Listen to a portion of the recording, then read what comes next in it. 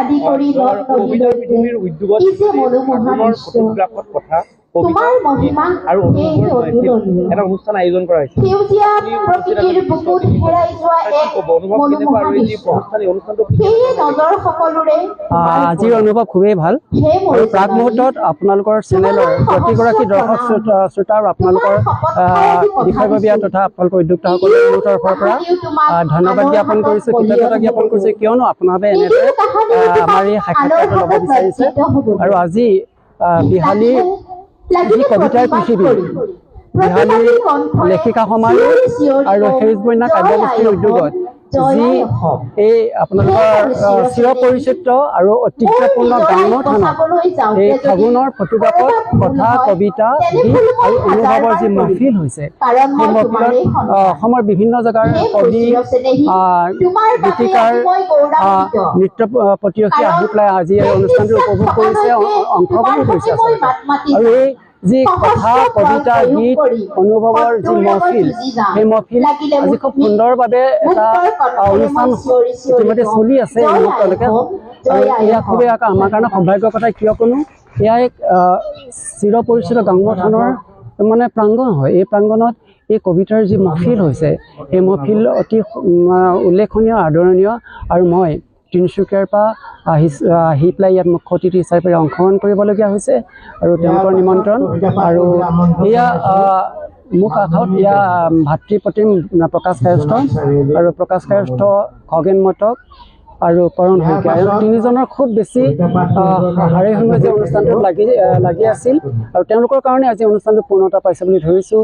তেজপুৰ বা বিভিন্ন প্ৰাংগণৰ পৰা, বিভিন্ন ঠাইৰ পৰা কবি, মানে গায়ক বা গীতিকাৰ বন্ধুসকল আহিছে, নৃত্য প্ৰতিৰক্ষী আহিছে। তেওঁলোকে গোটেই অনুষ্ঠানটো সুন্দৰকৈ আমাক আজি উপভোগ কৰাত সহযোগ কৰিলে।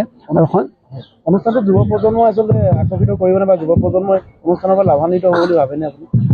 নিশ্চয়কৈ ভাবোঁ। সেইকাৰণে মোৰ সঞ্চালনৰ পৰা মই বহু উদীয়মান ল'ৰা বা ছোৱালীক তেওঁলোকক মই অনুবাদ যন্ত্ৰটোলৈ আগলৈ নিমন্ত্ৰণ কৰিছোঁ। তেওঁলোকে কৈছে, ছাৰ আমি কেতিয়াও কথা কৈ পোৱা নাই। মই কৈছোঁ, তোমালোকে কথা কোৱা, আৰম্ভটো কৰিব লাগিব। তোমালোকে ক'ৰবাত যদি তোমালোকে কথা কওঁতে যেনিবা জটি পৰি যায়, তাৰ পৰা মই আৰম্ভ কৰিম। তাৰপাছত তেওঁলোকক তেনেকেই ধৰক অনুবাদ যন্ত্ৰটো আগলৈ প্ৰথম তেওঁলোকক নিমন্ত্ৰণ জনাই তেওঁলোকে প্ৰথম আজি অনুবাদ যন্ত্ৰটোত কথা কৈছে আৰু সেইটো তেওঁলোকে স্বীকাৰ কৰিছে এই অভাজনৰ পৰা সাহস পাইছে বুলি। আৰু তেতিয়া তেওঁলোকে এটা কথা কৈছে যে আমিও আপোনালোকৰ দৰে কবি সাহিত্যিকৰ এই অনুষ্ঠানত আমি উপভোগ কৰিব লাগে, আমি আপোনালোকৰ পৰা বহুত জ্ঞান আহৰণ কৰিবলগীয়া আছে আৰু কৰিব লাগে। আৰু যিহেতু নৱপ্ৰজন্মই পঢ়ি থকা ধৰক ডিগ্ৰী পঢ়ি থকা ল'ৰা ছোৱালী যেতিয়া সেই কথাকেইটা কৈছে, নিশ্চয় আমি ভাবোঁ আমাৰ অনুষ্ঠানটোৰ পৰা আমি কিছু হ'লেও নৱপ্ৰজন্মক দিবলৈ আজি সক্ষম হৈছোঁ বুলি আমি দৃঢ় বিশ্বাস কৰোঁ। হাৰ্দিক অভিনন্দন জনাইছোঁ। অনুষ্ঠান সুন্দৰ আয়োজন কৰিছে, চলি আছে, কি ক'ব অনুষ্ঠানটোৰ বিষয়ে আৰু ক'ত ক'ত কবিয়ে অংশগ্ৰহণ কৰিছে? নিশ্চয় ধন্যবাদ। আজি আমি যি কবিতা অনুষ্ঠান ইয়াত অনুষ্ঠিত কৰিলোঁ, ঐতিহ্যমণ্ডিত শ্ৰীমন্ত শংকৰদেৱে গুৰুজনাই 7 বছৰ ছমাহকাল থাকি যি নিজৰ হাতেৰে এই গাংমুঠান ভাগ গঢ় দি গ'ল, সেই প্ৰাংগণত আজি আমি কবিতা অনুষ্ঠান পাতি নিজকে ধন্য মানিছোঁ। আজি আমাৰ কবিতা অনুষ্ঠানলৈ অসমৰ বিভিন্ন প্ৰান্তৰ পৰা আহিছে। আমাৰ বিশেষকৈ আমাৰ কাব্যগুৰু অজিত দত্ত ডাঙৰীয়া আমাৰ মাজত সঞ্চালক হিচাপে তেখেত আছে।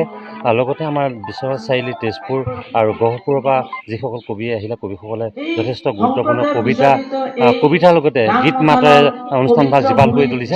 গতিকে আমি যিসকল পাঠকে বা যিসকলে আমাৰ আজি অনুষ্ঠানভাগত সহযোগিতা কৰিলে, প্ৰত্যেককে আমি আন্তৰিক ধন্যবাদ জনাইছোঁ। আৰু লগতে আমি এটা কথা ক'ব বিচাৰোঁ যে ভৱিষ্যত প্ৰজন্মই আজি অনুষ্ঠানৰ পৰা যথেষ্ট শিকিছে বুলি আমি ক'ব পাৰোঁ।